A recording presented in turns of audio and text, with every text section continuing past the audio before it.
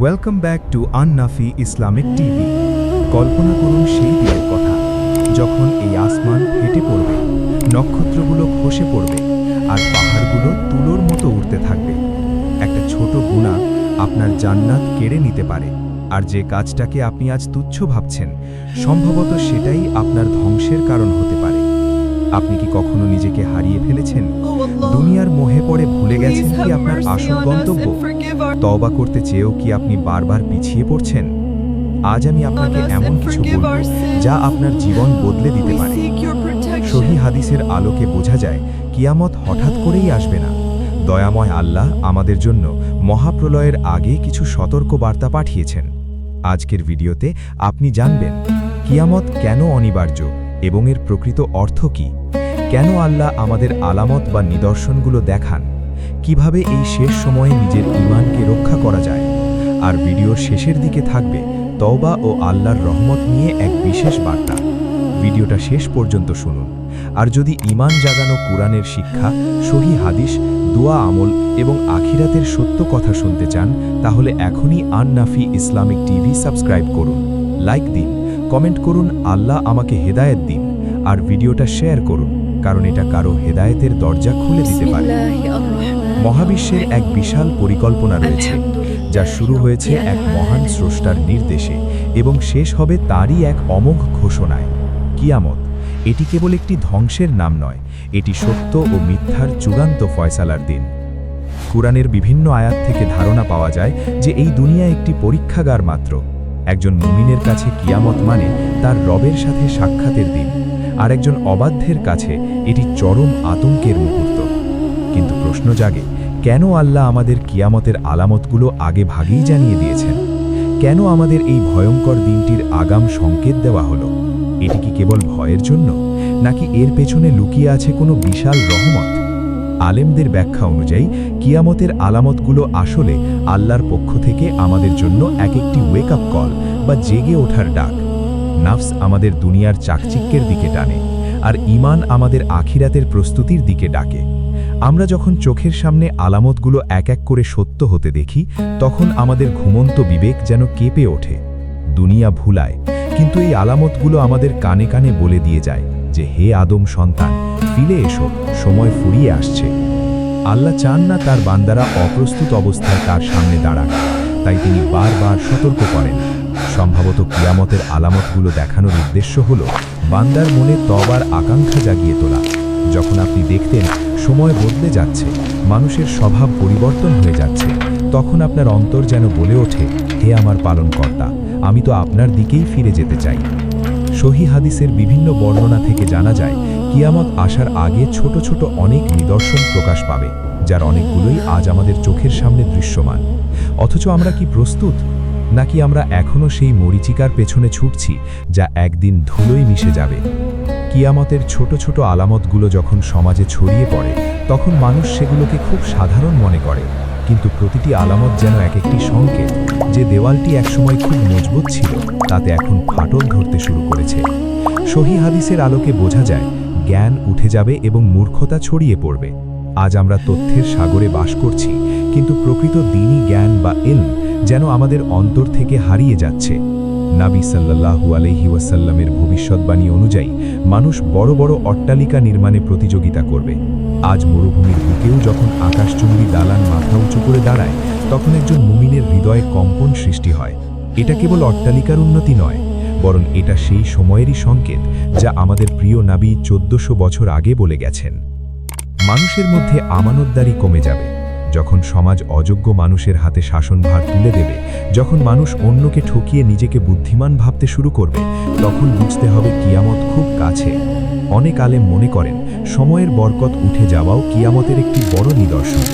দিনগুলো যেন ঘন্টার মতো, আর মাসগুলো সপ্তাহের মতো দ্রুত ফুরিয়ে যাচ্ছে। আমরা সময় পাচ্ছি না ইবাদত করার, সময় পাচ্ছি না পরিবারের সাথে থাকার, এমনকি নিজের নাফসের হিসাব নেওয়ারও সময় আমাদের হাতে নেই। নাফস আমাদের প্রতি মুহূর্তে প্ররোচনা দিচ্ছে, এখনো অনেক সময় বাকি, তওবা পরে করলেও হবে। কিন্তু ঈমান আমাদের কানে কানে বলছে, প্রতিটি সেকেন্ড তোমাকে কবরের দিকে নিয়ে যাচ্ছে। আমরা কি দেখতে পাচ্ছি না কিভাবে অশ্লীলতা এবং হারামের বিস্তার ঘটছে? যে বিষয়গুলোকে একসময় মানুষ পাপ মনে করে ভয় পেত, আজ সেগুলোই আধুনিকতার নামে মানুষের ঘরে ঘরে ঢুকে পড়েছে। ইসলামী স্কলারদের মতে কিয়ামতের এই আলামতগুলো মূলত আমাদের ঈমানের পরীক্ষা। ফিতনার এই ঘন অন্ধকার সময় যে ব্যক্তি তার ঈমানকে মুঠোর ভেতর জ্বলন্ত কয়লার মতো ধরে রাখতে পারবে, সেই হবে সফল। কিয়ামত কেন আসবে? কারণ এই নশ্বর পৃথিবীতে ন্যায় বিচার কখনোই পূর্ণাঙ্গ হতে পারে না। জুলুমের শিকার হওয়া মাজলুমের চোখের পানি এবং জালিমের আস্ফালন, এই সব কিছুর চূড়ান্ত হিসেব করার জন্য একটি দিন থাকা অনিবার্য। কুরআনের বিভিন্ন আয়াত থেকে ধারণা পাওয়া যায় যে সেই দিন কেউ কারো ভার বহন করবে না। আপনার খুব কাছের মানুষটিও সেদিন আপনাকে চিনতে অস্বীকার করবে। তাহলে আমরা কার পেছনে ছুটছি? কার সন্তুষ্টির জন্য আমরা আমাদের রাবের নাফরমানি করছি? কেয়ামতের আলামতগুলো আমাদের চোখে আঙুল দিয়ে দেখিয়ে দেয় যে এই দুনিয়া এক বিশাল ধোঁকা ছাড়া আর কিছুই নয়, অথচ আমরা এই ধোঁকাটাকেই ধ্রুব সত্য মনে করে আঁকড়ে ধরে আছি। হয়তো এই কথাগুলো আজ আপনার জন্যই, আপনার হৃদয়ের মরা ঈমানকে জাগিয়ে তোলার জন্য। একটু ভাবুন, যদি আজই সেই শেষ দিনটি হতো, তবে কি আপনি প্রস্তুত থাকতেন আপনার রাবের সামনে দাঁড়াতে? আপনার আমলনামায় আজ কি লেখা হচ্ছে? দয়া ও রহমতের মালিক আল্লাহ কি আপনার বর্তমান অবস্থায় আপনার উপর সন্তুষ্ট আছেন? ছোট আলামতগুলোর পর যখন বড় আলামতগুলো প্রকাশ পেতে শুরু করবে, তখন তওবার দরজা চিরতরে বন্ধ হয়ে যাবে। কল্পনা করুন সেই সকালের কথা, যখন সূর্য আর পূর্ব দিক থেকে উঠবে না। পশ্চিম আকাশে সূর্যের উদয় হবে এক ভয়াবহ সংকেত যে আজ আর কোনো ক্ষমা নেই, আজ আর কোনো ফিরে আসার পথ নেই। সহিহ হাদিসের আলোকে বোঝা যায় বড় আলামতগুলো তসবির দানার মতো। একটি ছিঁড়ে গেলে যেমন বাকিগুলো একে একে দ্রুত পড়ে যায়, কিয়ামতের বড় নিদর্শনগুলো ঠিক সেভাবেই একের পর এক আসতে থাকবে। দাজ্জালের ফিতনা হবে মানব ইতিহাসের সবচেয়ে বড় পরীক্ষা। সে মানুষকে বিভ্রান্ত করবে, নিজেকে রাব দাবি করবে। যার ঈমান নড়বড়ে, সে তার জাদুকরী ক্ষমতার মোহে পড়ে যাবে। কিন্তু যার অন্তরে আল্লাহর প্রতি অগাধ বিশ্বাস রয়েছে, সে তার কপালে লেখা সেই সত্যটি দেখতে পাবে যা অন্যরা দেখবে না। নাফস তখন দাজ্জালের দেওয়া রুটির দিকে ছুটতে চাইবে, কিন্তু ঈমান তাকে বলবে, অপেক্ষা কর, আল্লাহর জান্নাত এর চেয়েও বহু গুণ শ্রেয়। তারপর আসবেন ঈসা আলাইহিস সালাম। বাতিলের অন্ধকার দূর করে তিনি সত্যের আলো প্রতিষ্ঠা করবেন। কিন্তু সেই শান্তির সময়ও চিরস্থায়ী হবে না। ইয়াজুজ মাজুজের বের হওয়া, ধোঁয়ায় আকাশ ছেয়ে যাওয়া আর জমিন ধসে পড়ার মতো ঘটনাগুলো যখন ঘটতে থাকবে, তখন এই পৃথিবী তার ভারসাম্য হারিয়ে ফেলবে। ইসলামী স্কলারদের মতে কিয়ামতের ভয়াবহতা এতটাই তীব্র হবে যে গর্ভবতী নারী তার গর্ভপাত করে ফেলবে এবং মানুষ নেশাগ্রস্তের মতো উদ্দেশ্যহীনভাবে ঘুরতে থাকবে, অথচ তারা নেশাগ্রস্ত নয়। আল্লাহর আযাব হবে অতি কঠিন। সূরা হাজের প্রথম দিকেই এর ইঙ্গিত পাওয়া যায়। আপনার কি মনে হয় না আমরাও এক প্রকার নেশার ঘোরে আছি? স্মার্টফোনের স্ক্রিন থেকে শুরু করে রঙিন দুনিয়ার চাকচিক্য সবই আমাদের আচ্ছন্ন করে রেখেছে। আমরা কিয়ামতের আলামত পড়ছি, শুনছি, কিন্তু আমাদের জীবন কি পরিবর্তন হচ্ছে? তওবা করে আমরা আবার সেই একই গুনাহে লিপ্ত হচ্ছি। এই অবস্থায় মৃত্যু হলে কি হবে? আল্লাহ কি আপনাকে ক্ষমা করবেন? আলেমদের ব্যাখ্যা অনুযায়ী কিয়ামত আসলে মুমিনের জন্য এক প্রকার মুক্তি। কারণ যখন পৃথিবীতে আর কোনো আল্লাহ বলার মতো মানুষ থাকবে না, যখন পৃথিবী পাপে ভরে যাবে, তখনই মহাপ্রলয়ে আসবে। সেই বিভীষিকাময় মুহূর্তের আগে আল্লাহ মুমিনদের রূহ কবজ করে নেবেন এক শীতল বাতাসের মাধ্যমে।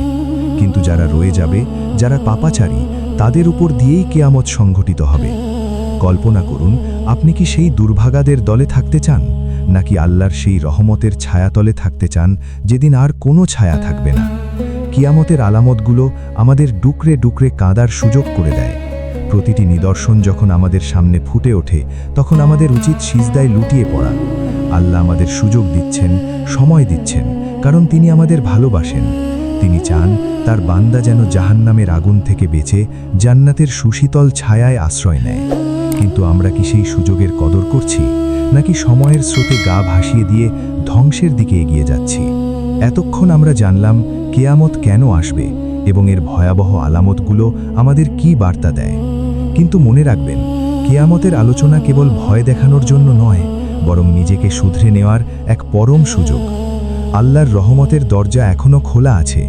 যতক্ষণ আপনার শেষ নিঃশ্বাস বাকি আছে, যতক্ষণ সূর্য পশ্চিম দিকে উদিত হয়নি, ততক্ষণ তওবার সুযোগ আপনার হাতে। সহি হাদিসের আলোকে বোঝা যায়, আল্লাহ তাআলা প্রতিদিন শেষ রাতে প্রথম আসমানে নেমে আসেন এবং ডাকতে থাকেন, কে আছো ক্ষমা চাইবে, আমি তাকে ক্ষমা করে দেব।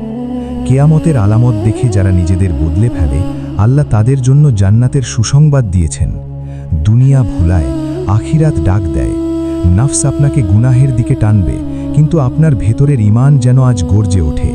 আজই সেই সময়, এখনই সেই মুহূর্ত। আপনার আমলনামায় যদি পাহাড় সমান গুনাহ থাকে, তবুও আল্লাহর রহমতের কাছে তা অতি তুচ্ছ। আল্লাহ আমাদের শেষটা ভালো করুন। কিয়ামতের সেই কঠিন দিনে যখন বাবা তার সন্তানকে চিনবে না, সেই দিন যেন আমাদের প্রিয় নবী সাল্লাল্লাহু আলাইহি ওয়াসাল্লামের সুপারিশ আমাদের নসিব হয়। আল্লাহ যেন আমাদের হাসরের ময়দানে তার আরশের নিচে ছায়া দান করেন। আমিন। এই কথাগুলো যদি আপনার মনে আলো জ্বালায়, তাহলে মনে রাখবেন, আল্লাহর রহমতের দরজা কখনো বন্ধ হয় না। এই ভিডিওটা আবার শুনুন। আশা হারানো মুমিনের কাজ নয়। ধন্যবাদ আন-নাফি ইসলামিক টিভির সাথে থাকার জন্য। পরের ভিডিওতে আরও সুন্দর বার্তা অপেক্ষা করছে। হাল ছাড়বেন না, আল্লাহ আপনার সাথেই আছেন। আমি ছিলাম আন-নাফি ইসলামিক টিভি। আবার দেখা হবে ইনশাআল্লাহ। আল্লাহ আমাদের অন্তরকে শান্ত করুন। আমিন। পরবর্তী পাঠ খুব শীঘ্রই আসছে। সে পর্যন্ত নিজের খেয়াল রাখবেন এবং আমাদের সাথেই থাকবেন।